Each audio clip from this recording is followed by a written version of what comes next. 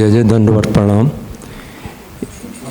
एक ये मन में प्रश्न आ रहा था कि निरोध में आपने, जैसे आप श्री ने बताया कि एक योग क्रिया के द्वारा हम अपने चित्त वृत्ति का निरोध करते हैं और इंद्रियां अगर वो संसार विषय में लगी हुई तो उसको वहाँ से हटाते हैं इस प्रक्रिया के अंदर। और अपने महाप्रभु जी का जो पुष्टि मार्गीय निरोध मॉडल है उसके अंदर प्रपंच की विस्मृति पूर्वक भगवत आसक्ति।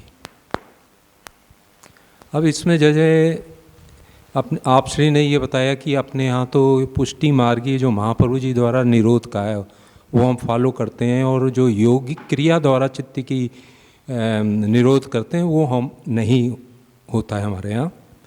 अब अगर हम व्यवहारिक तौर पर देखें तो व्यवहारिक तौर पर ऐसा होता है कि मान लो जीव अभी साधन अवस्था में है और उसका, जैसे आप श्री ने बताया कि भाई अभी ऐसे भी जीव हैं कि संसार में भी है उनका और इधर सेवा भी है, ठाकुर जी भी पधराए हैं, दोनों तरफ उनके हैं चित्त है। तो अगर वो योग क्रिया के द्वारा अगर उनका चित्त संसार विषय की तरफ जा रहा हो उसको हम हटा रहे हैं वहाँ से योग क्रिया के द्वारा और उस चित्त को हम अपने भगवत विषय दे रहे हैं, तो वो एक तरह का योग क्रिया के द्वारा ही तो हम कर रहे हैं। ये समझ ठीक है या इसमें कुछ?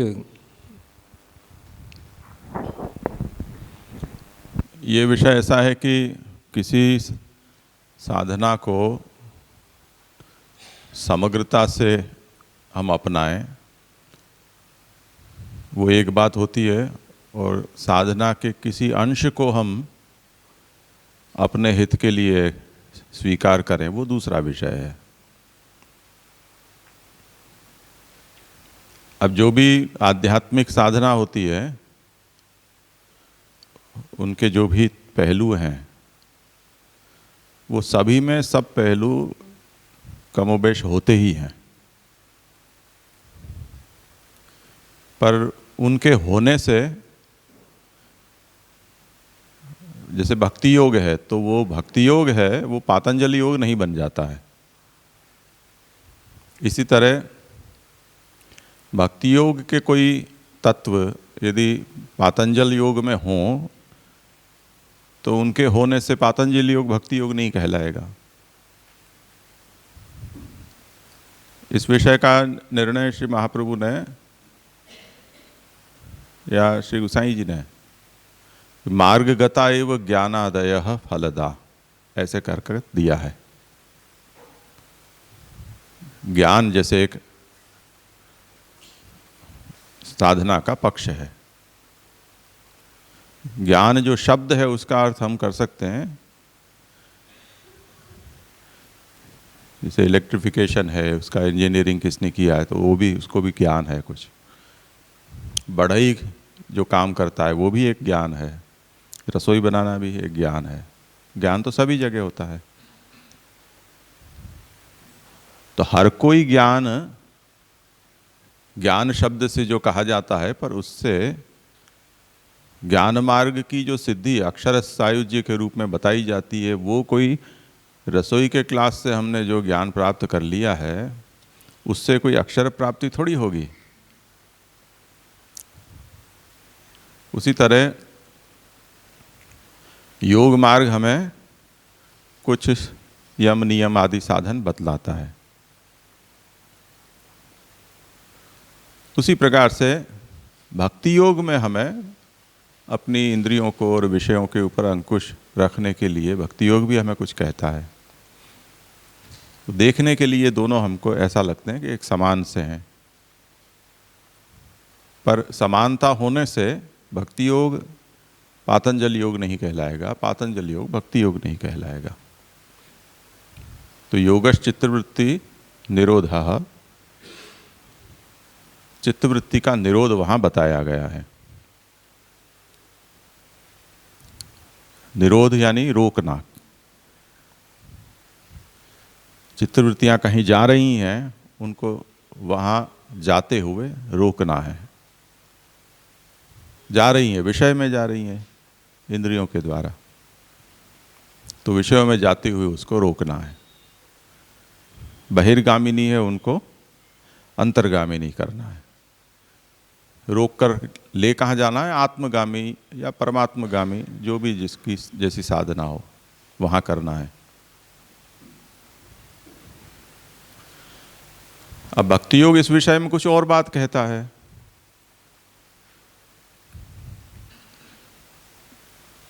पातंजल योग इस बात से लेकर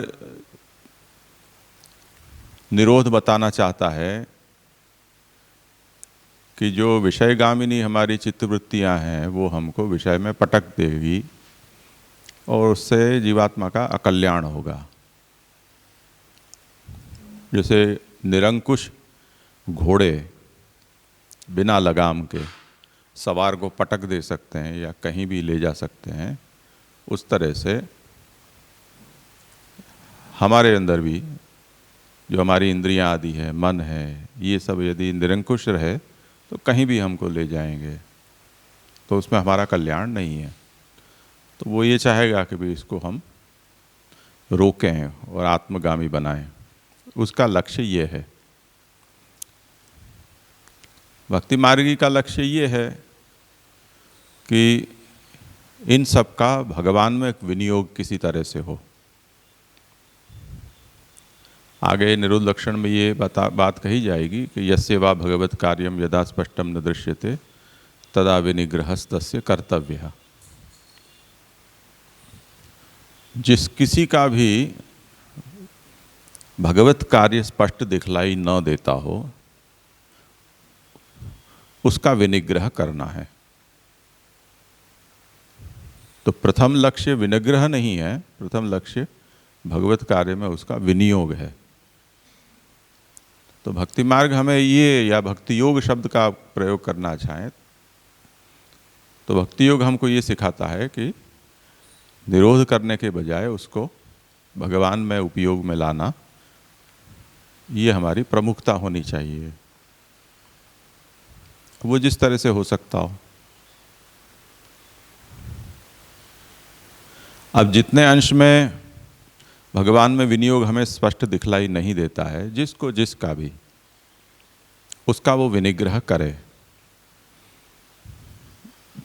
तो वो केवल इंद्रियों तक या विषयों तक सीमित नहीं है, वो तो बड़ी व्यापक बात है। जैसे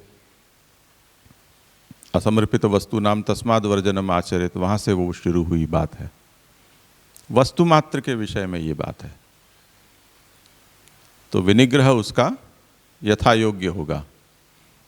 हमारे घर में ही वो कोई पदार्थ है पर समर्पित नहीं हुआ है, तब तक हमें उसमें भोग्य बुद्धि नहीं रखनी है, ये विनिग्रह हो गया। वो प्रभु के लिए है, प्रभु उसका उपभोग कर लें, उसके बाद महाप्रसादत्वेन सोपभोग हम उसका कर पाएंगे। तो उसका विनिग्रह। बच्चे लोगों के साथ ये समस्या होती है, घर में आते हैं, उनको पता चल जाता है ऐसा कुछ सिद्ध हुई सामग्री, तो उनका मन उसमें जाता है। तो हम कहते हैं कि अभी ठाकुर जी ने इसको अरोगा नहीं है, कल अरोगेंगे, पीछे तुमको प्रसाद मिलेगा, तब तक निग्रह करो। इस तरह से वस्तु, व्यक्ति, व्यवहार, सभी विषय में ये बातें कही गई हैं। और यहाँ जो निरोध है वो प्रपंच विस्मृति पूर्वक भगवदासक्ति रूप निरोध है। तो योग से भी अधिक यहाँ विलक्षणता ये है कि वस्तु मात्र का विस्मरण,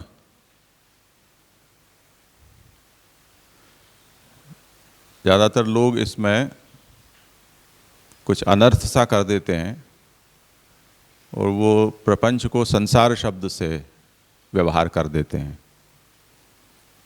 कि हमारा संसार मिट जाए, संसारासक्ति मिट जाए और भगवान में मन लग जाए।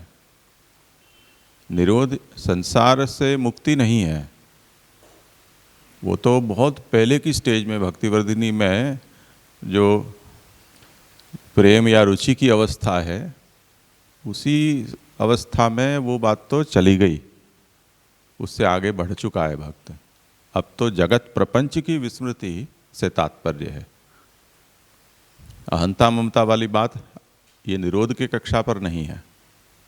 तो प्रपंच की विस्मृति पूर्वक भगवदासक्ति, ये जो निरोध है वो निरोध कुछ अलग प्रकार का है। तो उसकी विलक्षणता यहाँ बताई जा रही है और जो ब्रजभक्तों में जिसका हम दर्शन कर सकते हैं। योगियों को वो सिद्धि प्राप्त इसलिए नहीं हो सकती है कि योगियों का विषय, ध्यान का विषय भगवान बनते हैं, वो भगवान उनके लिए एक साधन या उपकरण बनते हैं उनके मत साधना में। ध्यान उनका मुख्य ध्येय होता है। तो ध्यान की धारा ऐसी चले कि जिसमें ज्ञाता ज्ञेय और ज्ञान का भेद समाप्त हो जाए, ऐसी चित्त की एक अखंड धारा, उसको वहाँ समाधि कहा गया है। तो ऐसे में भगवान भी विस्मृत होने हैं। निर्विकल्पक समाधि में भगवान का भी विस्मरण आवश्यक है। योग मार्ग की साधना ये बताती है, क्योंकि तदेकतानता तभी सिद्ध होती है जब हम जिसका ध्यान कर रहे हैं उसको भी भूल जाएं। मैं ध्यान कर रहा हूँ उसका भी विस्मरण हो जाए और हम दोनों के बीच में ये संबंध ध्यान की साधना या प्रणाली से स्थापित किया जा रहा है उसका भी अनुसंधान न रह जाए, ऐसी जो अवस्था है वो। तो भक्ति मार्ग में तो ऐसा कभी भी कोई भक्त नहीं चाहेगा।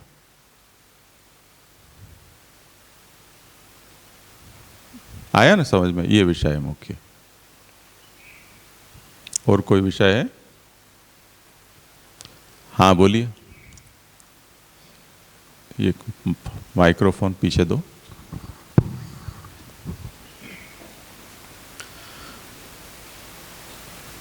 ज्ञान मार्ग में यदि ध्यान ही साधन है तो पुष्टि मार्ग में भक्ति को ही साधन मानना चाहिए।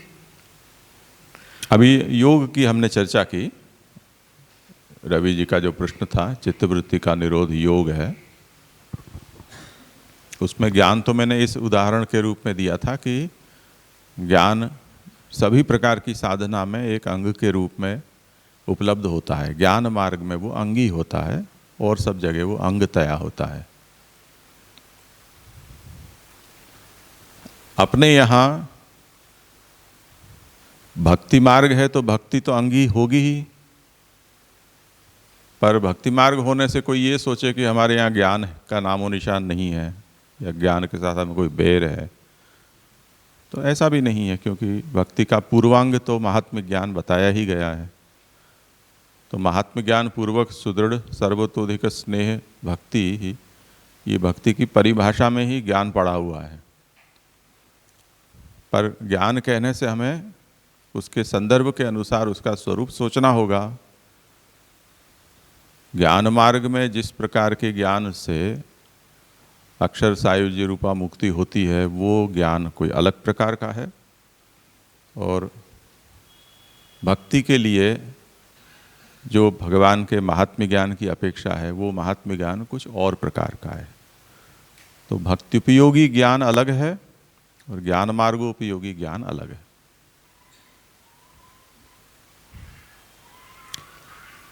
ठीक है, आगे। हाँ बोलो।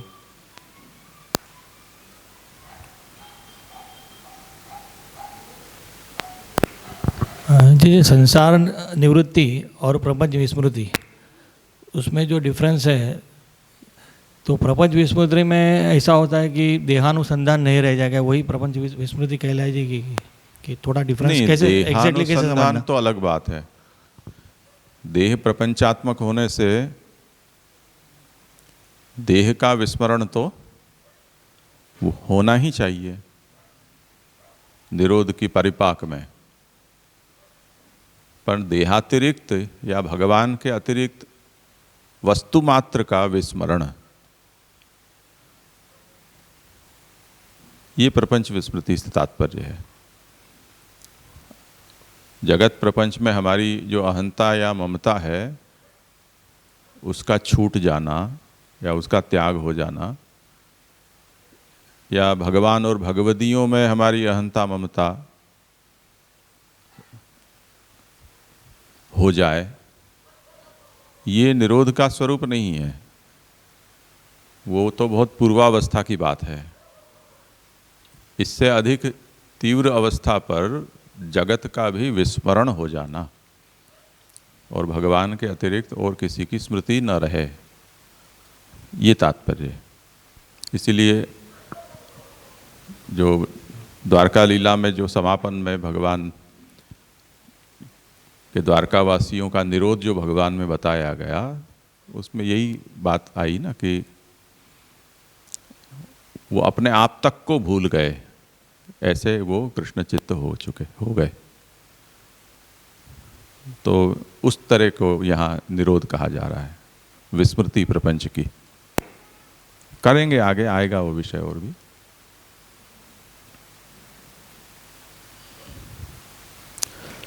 तो अब पुरुषोत्तम चरणों की विवृत्ति का अब आरंभ करते हैं।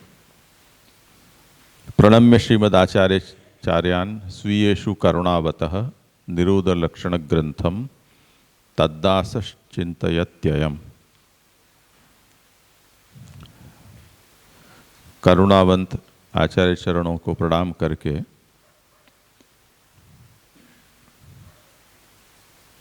इस भगवान आचार्य चरणों का जो दास है, यानी श्री पुरुषोत्तम चरण अपने आप को कहते हैं,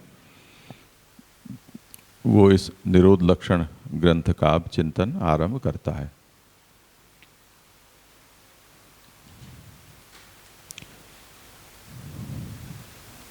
अथ श्रीमदाचार्य चरणाः संन्यास निर्णये भक्तिमार्गीय त्यागस्य विरहानुभवार्थं कर्तव्यतां गुरुद्वय कथन भिन्न काल फल बोधनाभ्याम अधिकारी भेदंच सूचयित्वा तस्य त्यागस्य प्रेमैक साध्यत्वं तत्र साधनाकांक्षायां भावना सिद्धस्य भावमात्रस्यैव साधनत्वं ततो विलक्षणाधिकारे गुणानां जीवन हेतुत्वंच उक्तवन्तः। संन्यास निर्णय ग्रंथ का संदर्भ लेते हुए पुरुषोत्तम चरण कहते हैं कि आचार्य चरणों ने संन्यास निर्णय ग्रंथ में ये बताया कि भक्ति मार्गी को अगर त्याग करना है तो भगवान के विरह के अनुभव के लिए त्याग किया जाना चाहिए।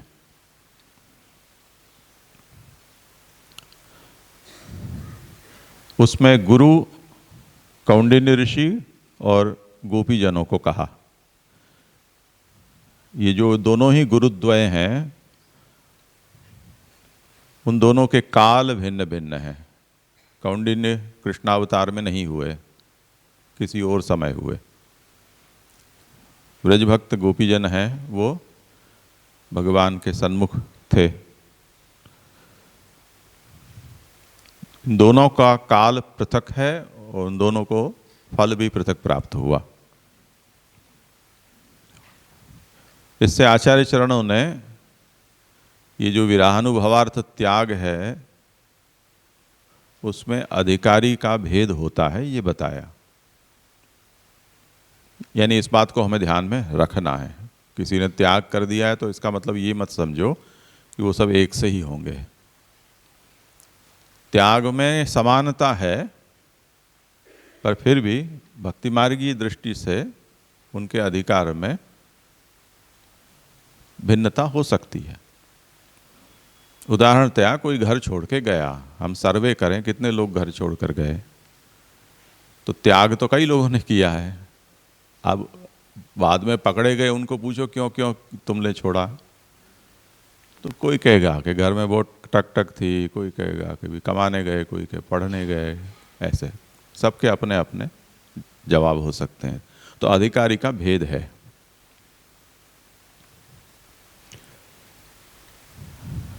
तस्य त्यागस्य प्रेमैक साध्यत्वम।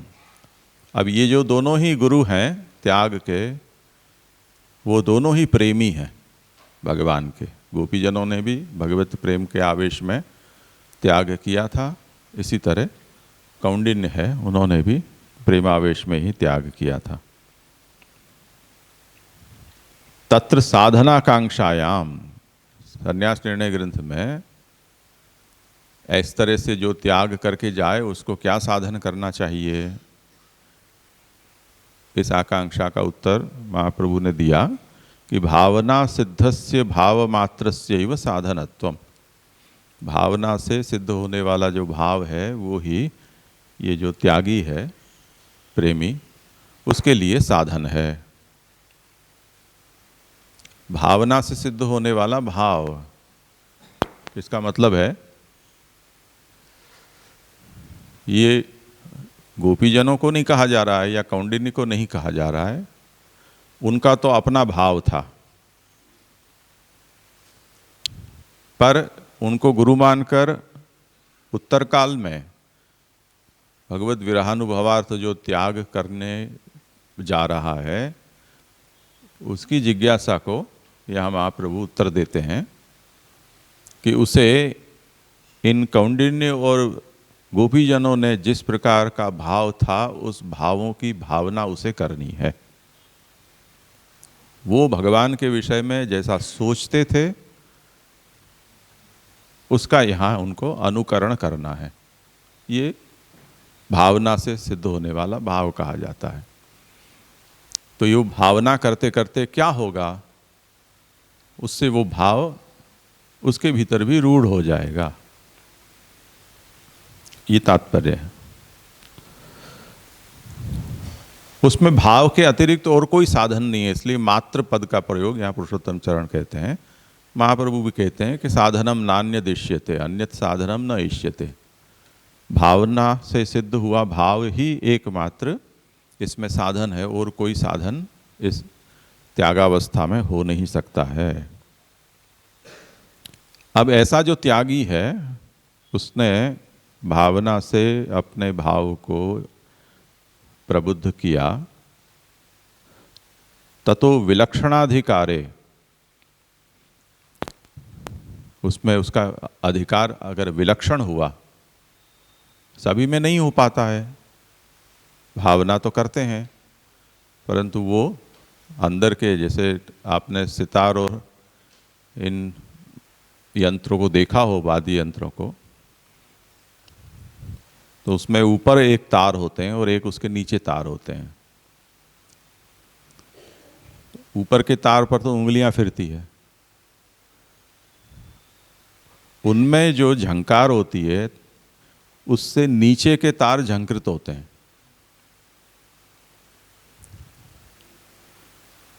तो उससे जो आवाज आती है, सुमधुर आवाज आती है, जैसे ऊपर के तार मोटे होते हैं जिसको मींड निकाल कर या उसके ऊपर उंगली से स्वरों को निकाल कर राग प्रकट किया जाता है, और उसके नीचे जो तार हैं उन तारों को कलाकार छूता नहीं है, पर ऊपर का तार जैसे भी हिलता है उसका रेजोनेंस है वो नीचे के तार को हिलाता है। तो उससे जो प्रभाव पैदा होता है वो बड़ा विलक्षण प्रभाव होता है। आप तानपुरा देख लो कि जिसमें नीचे के तार नहीं होते हैं, केवल ऊपर के होते हैं, तो ट्याओ ट्याओ ट्याओ ट्याओ ट्याओ ऐसा ही बजता है। पर उसके नीचे एक दूसरे आप तार लगा दो तो दुगना प्रभाव पैदा करते हैं और अपने सजाती आवाज को वो तार प्रकट करते हैं। कभी देखना आप इस तरह से। तो यहाँ ये बात कही जा रही है कि भावना से सिद्ध हुआ भाव, भावना तो करते रहते हैं, वो तो उनकी थी, गोपीजन की या कौंडिन्य ऋषि की। हम भी कीर्तन करते हैं ठाकुर जी के सन्मुख, हर तरह के कीर्तन होते हैं। इन दिनों में मानो कि अभी हिलक के कीर्तन चले थे, तो उसमें भी तो यही भावना है किसी तरह से प्रभु प्राप्त हों। तो जिन्होंने स्वयं प्रभु की प्राप्ति के लिए व्रतचर्या की थी, उनकी भावना जो पदों में अभिव्यक्त हुई है उसका हम प्रभु के सन्मुख गान करते हैं, तो वो गान ही होता है। ऐसी हमारे भीतर के तार उससे झंकृत होते हैं क्या? अच्छा लगता है, हम प्रशंसा करते हैं, उससे ज़्यादा तो और क्या होता है? अंदर झंकृत होना चाहिए, वो कहाँ होता है? अगर ऐसा हो पाता है तब वो उस त्यागी जो भक्त है, जो भावों की भावना करता है, उसके अंदर विलक्षण अधिकार सिद्ध हुआ माना जाता है। यदि ऐसा उसके भीतर के तार झंकृत नहीं हुए तब नहीं। तो जैसे भगवत गुणगान करने वाले के लिए ये कहा जाता है कि विलज्य उद्गायति नृत्यते च मद्भक्ति युक्तो भुवनम पुनाति। तो भगवत गुणगान के प्रभाव से लज्जा छूट जाए, चिल्लाने लग जाए, नाचने लग जाए, आसपास कौन है उसको भूल जाए, ऐसा प्रभाव यदि प्रकट होता है तो उसके भीतर वो तार अब हिले। तो वो भावना से, भावों की भावना से उसके भीतर भी वो भाव थोड़ा थोड़ा प्रविष्ट हुआ, उसका भी वो रंग चढ़ा, ये उसका तात्पर्य है। तो ततो विलक्षणाधिकारे गुणानाम जीवन हेतुत्वंच उक्तवन्तः। ऐसे में ये जो गुणगान है वो उसके जीवन को टिकाए रखने वाले बन जाते हैं, जीवन का आधार बन जाते हैं। विलक्षण हो तो, अधिकार विलक्षण हो तो जो गुणगान किया जाता है वो उसके जीवन का आधार बन जाते हैं।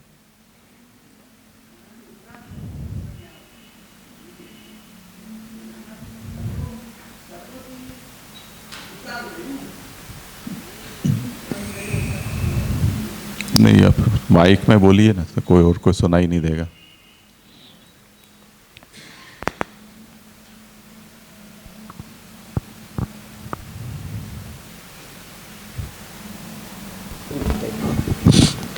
यहाँ कहा ने कि तत्व विलक्षण अधिकारे गुणानाम जीवन हेतुत्वम।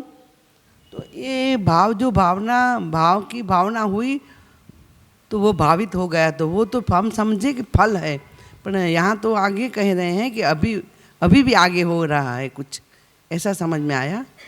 ये ठीक है? हम तो भाव की भावना को फल कहते हैं, यहाँ तो क्या आया कि तत्व विलक्षण अधिकार है, तो कोई अधिकार विलक्षण अभी भी प्राप्त होना है। नहीं, भाव की भावना को फल कहाँ है, वो तो साधन कहा है। हाँ। भावो भावनया सिद्ध साधनम। जो विरहानुभवार्थ जिसने त्याग किया है उसको क्या साधन करना है? तो ये साधन में जाएगा, भावो भावनया, और तत्व विलक्षण फल में जाएगा। भावना से सिद्ध हुआ भाव उसके लिए साधन है। तो उसको कौंडिन्य और गोपीजनों के जिसका जैसा अधिकार हो उसके अनुसार उनके भावों की उसके भावना करनी है। ऐसी भावना करते करते आगे अधिकार अधिक सिद्ध होगा। वो यहाँ बताते हैं जैसे विकलत्वम तथा स्वास्थ्यम प्रकृति ही प्राकृतम नहीं। तो जैसे जैसे वो भावों की भावना करेगा तो उसके अंदर विकलता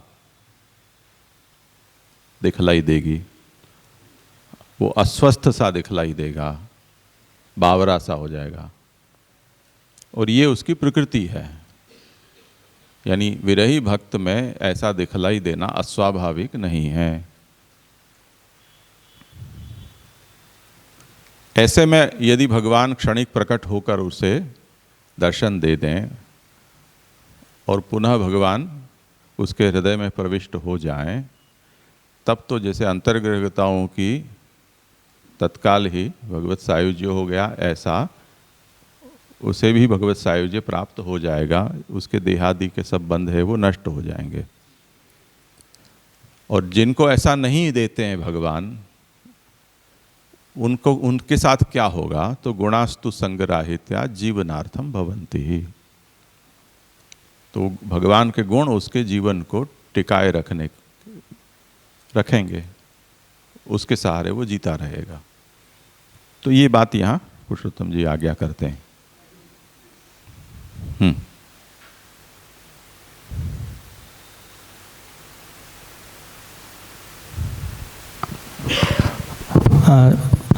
जी कोई विधि रहती है तो उसकी हम कॉपी कर सकते हैं, लेकिन भाव तो भीतर की बात है ना, तो वो कैसे करेंगे ऐसे? जैसे हम कीर्तन गाते हैं वही है, और तो क्या है। नहीं तो किसी का मन ये यहाँ पे बताया कि गोपीजनों ने या कौंडिल्य ऋषि ने जो भावना की थी उसका भाव हमें करना है।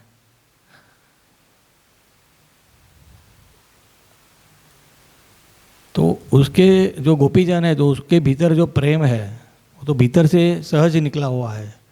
तो ऐसे जीव कैसे उसको कॉपी कर सकता है? यानी वो क्लियर नहीं हुआ एग्जैक्टली वो संदर्भ क्या है, तात्पर्य कि अगर किसी में ऐसा सामर्थ्य नहीं है कि वो भाव के साथ वो तार उसके हृदय के झंकृत नहीं हो पा रहे हैं, तो अभी वो अवस्था हमारी नहीं है, ये समझना चाहिए।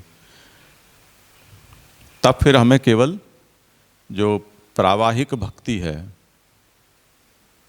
वो भक्ति में हमें रहना है। जब ऐसी कृपा होगी तब वो भी अधिकार सिद्ध होगा, तब फिर हम वो भी कर पाएंगे।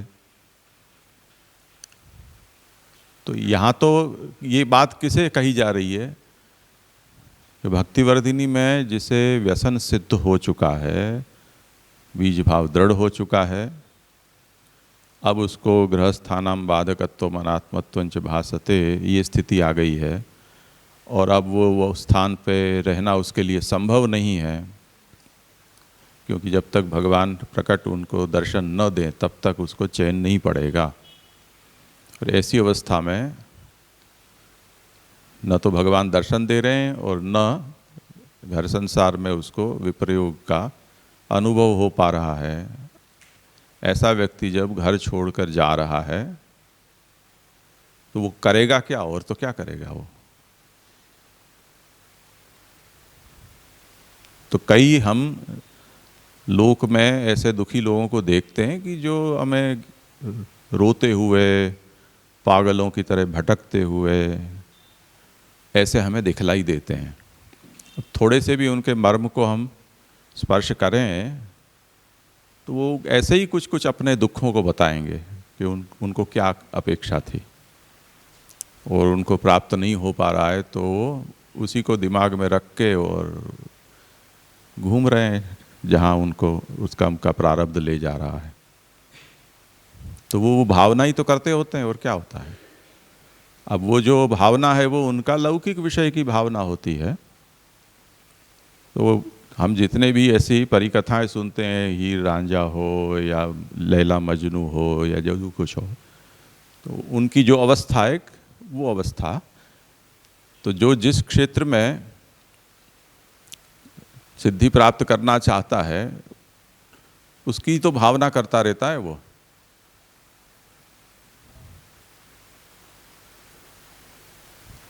ऐसे कई लोगों को हम देखते हैं, कोई सचिन तेंदुलकर का आशिक है या कोई धोनी का आशिक है। अब 10 बाय 10 की कोठरी में सब ऐसे शरीर के ऊपर वो क्रिकेट के सब पहनकर एक डोरी में बॉल लटका के और यूँ 10 बाय 10 में वो खेल रहा है। ऐसा समझ रहा है जैसे कोई ब्रेबोर्न स्टेडियम में या वानखेड़े स्टेडियम में वर्ल्ड कप में खेल रहा हो। सब बच्चे करते ही हैं ऐसा। ये वही तो भावना ही तो है, और क्या है ये। अब ऐसे में कुछ लोगों को अवसर मिल जाता है तो चमक भी जाते हैं। बहुत ज़्यादा है वो, जिसे उल्कापन खिरता है और राख होकर जमीन में मिल जाते हैं, तो ज़्यादातर लोग ऐसे ही हो जाते हैं। तो सितारे सब धूल में हो जाते हैं। तो ये विरहावस्था में साधन क्या करना, तो ये कहा कि भाव साधन है। वो भाव की सिद्धि भावना से होगी, तो भावना करना है। और जैसे कि अभी हमने देखा कि यदि भगवान ने बीच में प्रकट होकर और उनको अपने में लीन नहीं कर लिया तो ये जो विरही भक्त हैं वो भगवान के गुणों का गान करते हुए अपने जीवन को टिकाए रखेंगे, या भगवान के गुण उनके जीवन को टिकाए रखेंगे। ये बात संन्यास निर्णय ग्रंथ में कही गई है। अब आगे बात कहते हैं कि तत्र कीदृशस्य अधिकारिणः कीदृश्या भावनया जातः कीदृशो भावः साधनतां प्राप्नोति। प्रश्न ये है कि संन्यास निर्णय ग्रंथ में इस बात पर अभी प्रश्न है, खड़ा रहता है कि अधिकारी कैसा होगा, वो किस प्रकार की भावना से, किस प्रकार के भाव को प्राप्त करेगा जो उसके लिए साधन रूप बनेगा। ये बात संन्यास निर्णय ग्रंथ में हमें पता नहीं चलती है, क्योंकि कोई बात वहाँ महाप्रभु ने इन पत्तों को नहीं खोला है। गुणाश्च तत्र बाधकत्वेन उक्ता अपि कीदृशाधिकारे केन प्रकारेण जीवन हेतु साधकत्वं प्राप्नुवन्ति। गुणाश्च संगराहित्या जीवनार्थम भवन्ति, वहाँ ये कहा है। और ज्ञानम गुणाश्च तस्य एवं वर्तमानस्य बाधकः, ये भी कहा है। तो एक और तो भगवान के गुण और ज्ञान बाधक बताए जाते हैं, और यहाँ वही उनके जीवन को टिकाए रखने वाले कहे गए हैं।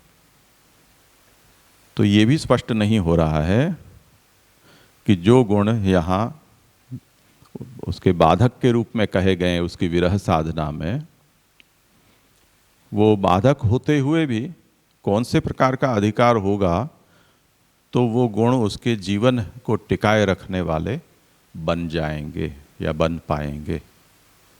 ये प्रश्न फिर से खड़ा रहता है।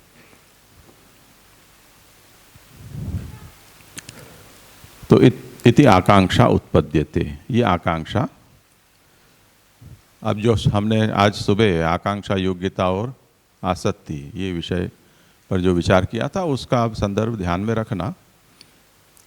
तो संन्यास निर्णय इन आकांक्षाओं को खड़ा करता है। पुरुषोत्तम जी आगे ये समझाएंगे कि इन आकांक्षाओं की पूर्ति निरोध लक्षण ग्रंथ में महाप्रभु करेंगे। किंच, अब दूसरा ग्रंथ भक्तिवर्धिनी। ध्यान रखना वो पंचविध अधिकारी का जो उसकी तालिका है वो दिमाग में बैठा कर रखना कि भक्तिवर्धिन्याम जात भक्ति दृढ़ बीज भावस्य भगवदुक्त स्वविचारित रीत्या भजमानस्य भक्ति प्रवृद्ध्यर्थम ग्रह त्याग पूर्वक श्रवण कीर्तन रूपम साधनम उक्तवन्तः। भक्तिवर्धिनी में क्या हुआ कि जिसके भक्ति का बीज भाव दृढ़ हो हुआ है, यानी व्यसन पर्यंत जिसकी भक्ति विकसित हो चुकी है, ऐसा भगवदुक्त स्वविचारित रीत्या भजमानस्य, भगवान ने जैसा कहा है उस तरह से जो भगवत भजन कर रहा है, सेवा परायण है। और स्वविचारित रीत्या, ये स्वविचारित का तात्पर्य हो सकता है कि महाप्रभु ने जैसा सोचा है उस तरह से, यानी भगवान ने सिद्धांत रहस्य ग्रंथ में जिस तरह से समर्पण पूर्वक सेवा करने की आज्ञा की है, और उसी बात को महाप्रभु ने सिद्धांत मुक्तावली, चतुश्लोकी इत्यादि ग्रंथ में समझाया है कि इस तरह से अब तुम सेवा करना। ऐसा जो भगवत सेवा कर रहा है भक्ति की वृद्धि के लिए, उसे क्या कहा है कि ग्रह त्याग पूर्वक श्रवण कीर्तन रूपम साधनम उक्तवन्तः। घर का त्याग करके और श्रवण कीर्तन करने का साधन वहाँ बताया गया है। अब यहाँ जो भजन है वो अगर हम सेवा लें तो उसे त्याग नहीं समझना चाहिए, और भजन का मतलब यहाँ केवल त्यागा श्रवण कीर्तनात् अथवा व्यावृत्तोपि हरौ चित्तम श्रवणादौ न्यसेत सदा, उसमें केवल श्रवण कीर्तन ही भजन का अर्थ लें तो त्याग आएगा, और यदि हम भजन का अर्थ सेवा कहेंगे तो त्याग नहीं आएगा। इतना इसमें अंतर समझना है। तो भक्तिवर्धिनी में जिसको बीज भाव की दृढ़ता हो गई है, ऐसा यानी सबसे प्रथम अधिकारी,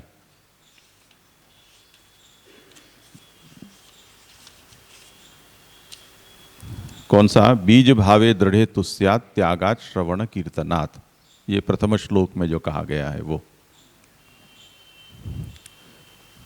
बीज भावे दृढ़े तु त्यागात् श्रवण कीर्तनात् स्यात्, दृढ़ बीज भाव होने पर त्याग पूर्वक श्रवण कीर्तन करना चाहिए। ये प्रथम साधन वहाँ कहा है। किसके लिए? कि जिसकी भक्ति का बीज भाव दृढ़ हो चुका है।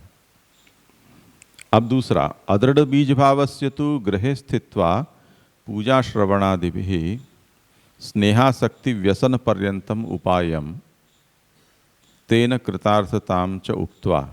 अब जिसका बीज भाव दृढ़ नहीं हुआ है उसको महाप्रभु ने ये कहा है कि तुम घर में रहकर पूजा श्रवण आदि से तत्पर हो, और उससे क्या होगा कि स्नेहासक्ति व्यसन पर्यंत तुम्हारी अवस्था है वो बढ़ती चली जाएगी, और ऐसा होने पर कृतार्थता होगी। तो ये बात कहाँ कही गई? बीजदाढ़ प्रकारस्तु गृहे स्थित्वा स्वधर्मतः अव्यावृत्तो भजेत कृष्णम पूजया श्रवणादि भी। फिर ततः प्रेम से लेकर और कृतार्थ स्यात् तदैव ही, ये सिद्धि उसको प्राप्त होगी। अग्रे त्याग करणादेहे आवश्यकत्वम उक्तवन्तः। अदृढ़ बीज भाव वाले को भी आगे जाकर जब बीज भाव उसका दृढ़ हो जाए तब उसे कहा है कि अब तुम त्याग करो, क्योंकि अब ऐसे संसारी ग्रह में रहकर तुम अपने भक्ति को फल पर्यंत बढ़ा नहीं सकते हो, तो ये प्रतिबंधक है, उसका त्याग करना आवश्यक है। अब इतना कहने पर भक्तिवृद्धेः किं स्वरूपम इत्याकांक्षा उत्पद्यते। भक्तिवर्धिनी ग्रंथ में यहाँ ये आकांक्षा उत्पन्न होती है कि इस अवस्था तक जो पहुँचा है, यानी बीज भाव की दृढ़ता पर्यंत जो पहुँचा है, उसकी भक्ति की वृद्धि कौन से प्रकार की हुई, ये कैसा जाना जाए। इसी तरह सेवाफल विवरणे च, अब तीसरा ग्रंथ ले रहे हैं। हमने सुबह देखा था ना कि एक और भक्तिवर्धिनी है, दूसरी ओर सेवाफल है, उनके बीच में संन्यास निरोध लक्षण है। तो सेवाफल के विवरण में श्री महाप्रभु ने ये लिखा है कि आद्य फलाभावे सेवायाः अनाधिदैविकीत्वं हेतुत्वेन उक्तवन्तः। वहाँ ये कहा है कि अलौकिक सामर्थ्य है वो आद्य फल कहा जाया है। प्रथम फल सेवा फल में अलौकिक सामर्थ्य कहा है। अगर भगवान सेवाकर्ता को अलौकिक सामर्थ्य रूप फल प्रदान नहीं करते हैं, उस स्थिति में हमें ये समझना चाहिए कि उसकी सेवा आधिदैविकी नहीं हुई है।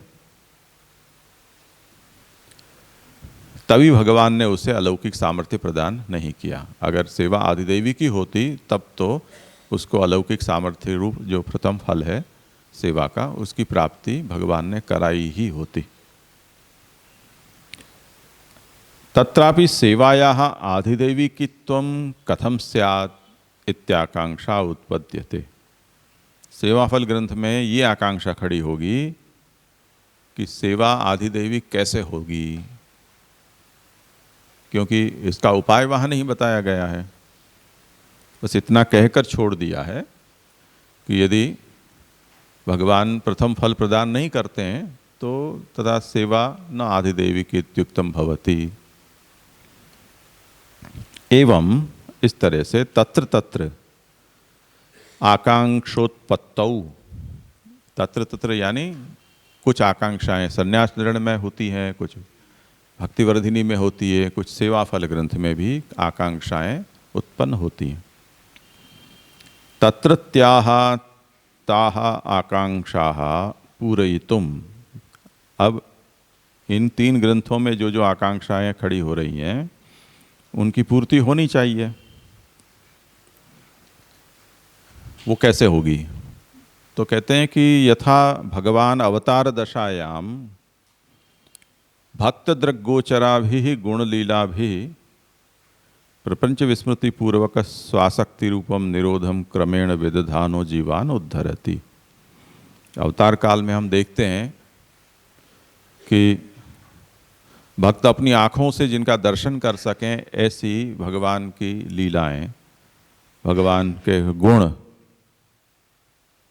उनके वो दर्शन करते हैं भक्त, और उनके प्रभाव से भक्त प्रपंच को भूलकर भगवान में आसक्त हो जाता है क्रमिक रूप से। तो वो जैसे जैसे भगवान के दर्शन, लीला के दर्शन, भगवान के गुणों के दर्शन, या प्रत्यक्ष में लीला के दर्शन और परोक्ष में गुणगान, अनुभूत लीलाओं का गुणगान करते हैं, तो उससे क्रमिक रूप से उसकी प्रपंच विस्मृति होकर भगवद आसक्ति सिद्ध होती जाती है। ऐसा हमने प्रमाण, प्रमेय, साधन और फल, ये जो 4 अवान्तर प्रकरण तामस राजस के हैं, उसमें हम देखते हैं कि किस तरह से उनकी आसक्ति भगवान ने अपने में बढ़ाई, किस तरह से उनके प्रपंच का विस्मरण भगवान ने करवाया। एवं तथा इदानीम, जैसे अवतार काल में भगवान आंखों से देख सकें ऐसे ही भगवान अपनी लीलाओं को उनके सन्मुख करते हुए उनके प्रपंच का विस्मरण करा देते हैं और अपने में आसक्त कर देते हैं, और इस तरह से अवतार काल में भगवान जीवों का उद्धार करते हैं। उसी तरह इदानीम, इस समय भी, यानी अनवतार दशायाम अपि, अनवतार दशा में भी भगवान क्या करते हैं कि श्रवण कीर्तनादि गोचराभि गुणलीलाभि क्रमेण निरुंधानो जीवान उद्धरति। इस समय भगवान के जो गुण लीला हैं वो दृग्गोचर नहीं है, हम अपनी आंखों से उसका अनुभव नहीं कर पा रहे हैं क्योंकि अवतार काल नहीं है। तो वो भगवान ने अवतार काल में जो लीलाएं की हैं वो श्रवण कीर्तन गोचर ही होती हैं हमारे लिए इस समय। तो उन श्रवण कीर्तन से गोचर जो गुण लीला हैं, उसी से अनवतार काल का जो भक्त है वो क्रमिक रूप से भगवान में निरुद्ध होता चला जाता है, और इस तरह से भगवान अनवतार काल में भी जीवों का उद्धार करते हैं। इति बोधनाय, इस बात को जताने के लिए त्याग पूर्वकम श्रवणजन्य भावनया भजता, इस बात को जताने के लिए जो ग्रह त्याग पूर्वक श्रवणजन्य भावना से जो भगवान का भजन करते हैं, इसी तरह ग्रह त्याग पूर्वक कीर्तन द्वारा भगवान का भजन करते हैं, और इसी तरह घर में रहकर पूजा श्रवणादि से जो भगवान का भजन करते हैं, ऐसे जो अनवतार काल के भक्त हैं वो भी अपने अधिकार के अनुसार भक्ति प्रवृद्ध्यात्मक पूर्वोक्त निरोधार्थम यतमानेन भाव्यम, उनको अपनी अपनी साधना योग्यता के अनुसार जो प्राप्त है उस साधना के मार्ग से भगवान में निरुद्ध होने का उपाय करते रहना चाहिए। ये बात भक्तिवर्धिनी से हमें समझ में आती है। तत्रापि, अब ये तो भक्तिवर्धिनी ग्रंथ से स्पष्ट हो गया कि भक्ति की वृद्धि अगर दृढ़ बीज भाव है तो त्याग पूर्वक श्रवण कीर्तन आदि से भी फल पर्यंत वृद्धि होगी। अदृढ़ बीज भाव है तो घर में भगवत सेवा श्रवण कीर्तन के साथ करने पर भी भक्ति की फलात्मिका वृद्धि होगी। व्यावृत्त होने पर श्रवण या कीर्तन और श्रवण और कीर्तन इस प्रणाली से भी व्यसन पर्यंत भाव की वृद्धि होगी। पर अब प्रश्न ये है कि तत्रापि त्यागपूर्वकम श्रवणजन्य भावनया भजता कृपा परीक्षणीया। जिसने गृह त्याग किया है और श्रवणजन्य भावना से भगवान का भजन कर रहा है,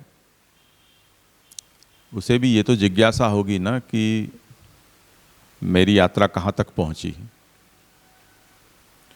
यानी प्रभु ने मेरे ऊपर कितनी कृपा की, ये तो उसे भी प्रश्न होगा, जिज्ञासा होगी। जैसे हमें किसी को समाचार मिला कि वो अपने घर से अपने यहाँ आने के लिए निकले हैं, तो हम बार बार पूछते हैं कहाँ तक पहुँचे, कहाँ तक पहुँचे, कब आओगे, लाइव लोकेशन भेजो।